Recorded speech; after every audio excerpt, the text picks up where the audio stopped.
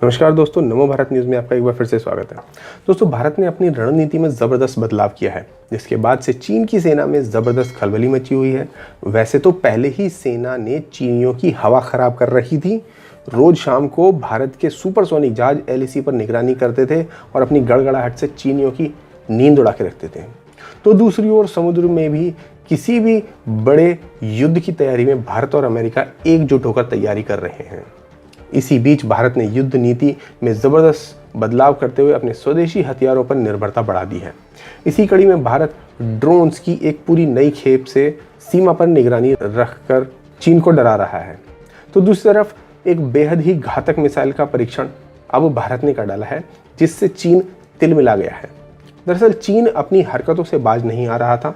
सूत्रों के मुताबिक कमांडर स्तर की चौथे दौर की बातचीत के हफ्ते भर बाद भी पूर्वी लद्दाख में पेंगोंग झील के पास फिंगर 5 से चीन ने अपने सैनिकों को नहीं हटाया था, जबकि बातचीत के दौरान सेना को पीछे हटने का ये साफ साफ समझौता आपस में हुआ था। सूत्रों का कहना है कि चीन ने अपने सैनिकों में कमी ज़रूर की है, लेकिन वह बहुत ही कम है, जिसको आप ना के बराबर कह सकते हैं। उनका यह भी कहना है कि दोनों देशों के लिहाज से अगले कुछ दिन बहुत ही अहम होंगे। गौरतलब है कि 14 जुलाई को दोनों देशों की जो सेनाएं हैं उनके वरिष्ठ कमांडरों के बीच लगभग 15 घंटे तक बातचीत हुई थी। इस दौरान भारत ने चीनी पीपुल्स लिबरेशन आर्मी यानी PLA को रेड लाइन्स के बारे में अवगत कराया था और चीन ने सेना हटाने पर सहमति भी जताई थी, लेकिन फिर भी अब तक चीन फिंगर 5 पर डटा हुआ है और पीछे जाने से साफ इनकार करता दिख रहा है। PLA ने भारत के कड़े विरोध को देखते हुए पहले ही गोगरा, हॉट स्प्रिंग्स और गलवान घाटी से अपने सैनिकों को वापस बुला लिया था और पिछले हफ्ते पेंगोंग एरिया में भी फिंगर 4 की रिज लाइन यानी चोटी पर भी अपने सैनिकों की मौजूदगी को काफ़ी हद तक कम कर दिया था। लेकिन फिंगर 5, जी हाँ, इस फिंगर 5 पर वो अभी भी अपनी हरकतें जारी रखे हुए हैं। लेकिन अब इसके लिए भारत ने जो अपनी रणनीति में ज़बरदस्त बदलाव किया, उसके बाद से चीन की हालत ख़राब है। मेक इन इंडिया मुहिम के तहत देश की सेनाओं को लगातार मजबूत किया जा रहा है। सेना की ताकत में एक और नाम जुड़ गया है, एंटी टैंक ध्रुवास्त्र मिसाइल का। जी हाँ, एंटी टैंक ध्रुवास्त्र मिसाइल का सफल परीक्षण किया गया है। ये missile made in India missile है और दुश्मन को पूरी तरह से ध्वस्त करने का मादा रखती है। ओडिशा के बालासोर में 15-16 जुलाई को इसका टेस्ट हुआ है, जिसके बाद अब इसे सेना को सौंप दिया जाएगा। इसका इस्तेमाल भारतीय सेना के ध्रुव हेलीकॉप्टर के साथ किया जाएगा, इसीलिए इसका नाम ध्रुवास्त्र रखा गया है। यानी अटैक हेलीकॉप्टर ध्रुव पर इसे तैनात किया जाएगा ताकि वक्त आने पर दुश्मन को सबक सिखाया जा सके। हालांकि अभी जो टेस्ट किया गया है वो बिना हेलीकॉप्टर के किया गया है। पहले इस मिसाइल का नाम नाग मिसाइल हुआ करता था, जिसे अब बदलकर ध्रुवास्त्र कर दिया गया है। ये मिसाइल पूरी तरह से स्वदेशी है और इसकी क्षमता 4 किलोमीटर तक है। ये किसी भी टैंक को खत्म कर सकती है। ध्रुव हेलीकॉप्टर भी पूरी तरह से स्वदेशी हेलीकॉप्टर है। ऐसे में DRDO और सेना के लिए इसे एक बेहद और बहुत बड़ी उपलब्धि माना जा रहा है, क्योंकि अब किसी दूसरे देश पर ऐसी मिसाइलों के लिए निर्भरता नहीं रहेगी। दरअसल भारत के पास अपाचे हेलीकॉप्टर से भी बड़ा अटैक हेलीकॉप्टर रुद्र है, जो कि ध्रुव हेलीकॉप्टर का युद्धक वर्जन है, जिसमें तमाम तरह के अस्त्र शस्त्र लगे हुए हैं और इसी के साथ इसको जोड़ा जाना निश्चित हुआ है। रक्षा अनुसंधान एवं विकास संगठन यानी DRDO की वेबसाइट पर मौजूद जानकारी के मुताबिक ध्रुवास्त्र एक तीसरी पीढ़ी की दागो और भूल जाओ स्ट्रेटजी वाली टैंक रोधी मिसाइल है। ATGM प्रणाली इसे माना जाता है, जिसे आधुनिक हल्के हेलीकॉप्टर पर स्थापित किया जाता है। यह प्रणाली सभी मौसम में दिन और रात के समय सक्षम है तथा पारंपरिक कवच के साथ ही साथ विस्फोटक क्रियाशील कवच के साथ युद्धक टैंकों को नष्ट कर सकती है। यानी कि अगर कोई टैंक एडिशनल बख्तरबंद या अटैक मोड से स्टेल्थ मोड में है, तो भी ये उसके टैंक को पूरी तरह से नेस्तनाबूद कर देगी। इतनी घातक मिसाइल है ये। गौरतलब है कि चीन के साथ बॉर्डर पर लगातार तनाव की स्थिति है। ऐसे में सेना पूरी तरह से सतर्क है और दूसरी ओर मेड इन इंडिया को बढ़ावा देने के लिए DRDO स्वदेशी मिसाइलें बना रहा है। बता दें कि जल्द ही भारत को फ्रांस से राफेल लड़ाकू विमान भी मिलने वाले हैं, जिन्हें सीधे लद्दाख में तैनात किया जाना लगभग तय हो गया है।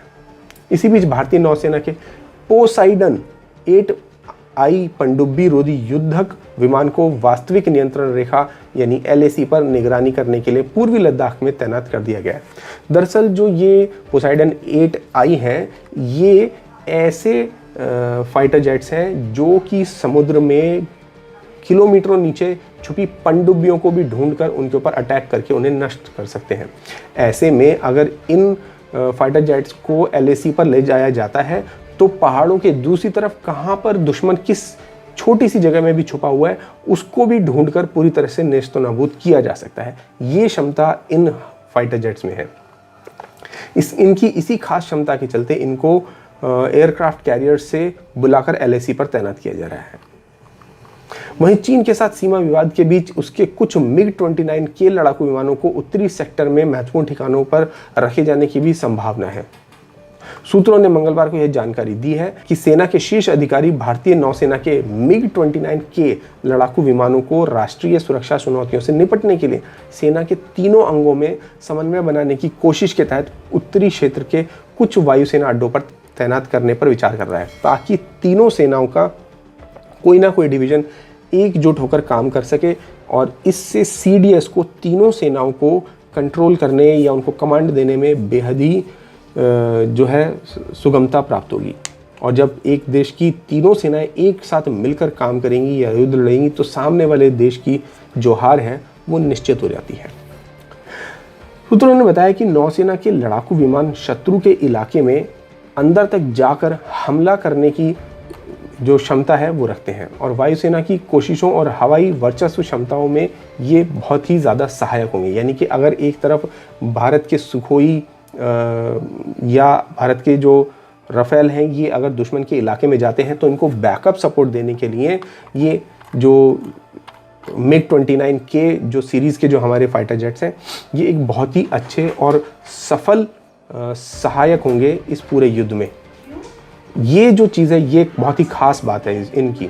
अब इस राष्ट्रीय सुरक्षा चुनौतियों से निपटने के लिए सेना के तीनों अंगों में समन्वय बनाने की कोशिश के तहत उत्तरी क्षेत्र के कुछ वायुसेना अड्डों पर तैनात करने पर इनका विचार किया गया है। उन्होंने बताया कि सेना के लड़ाकू विमान शत्रु के इलाके में अंदर तक जाकर हमला करने की वायुसेना की कोशिशों और हवाई वर्चस्व क्षमताओं में सहायक होंगे। अभी नौसेना के करीब 40 MiG-29 के विमानों का एक बेड़ा है और उनमें से कम 18 देश के विमान वाहक पोत INS विक्रमादित्य पर ही तैनात है। वायुसेना ने सुखोई 30 MKI, जैगुआर, मिराज 2000 जैसे अग्रिम मोर्चे के लगभग अपने सभी तरह के लड़ाकू विमानों को पूर्वी लद्दाख में LAC के आसपास अन्य स्थानों पर तैनात किया हुआ है। चीन के साथ सीमा विवाद बढ़ने के बाद यह कदम उठाया गया है। हालांकि पूर्वी लद्दाख में टकराव वाले कई स्थानों से दोनों देशों के अपने सैनिकों को पूर्ण रूप से हटाने के लिए दोनों पक्षों के बीच कूटनीतिक एवं सैन्य बातचीत जारी है, लेकिन भारत को पूरा विश्वास है कि चीन इस बात को नहीं मानने वाला और फिर से भारत के पीठ में छुरा जरूर घोंपेगा।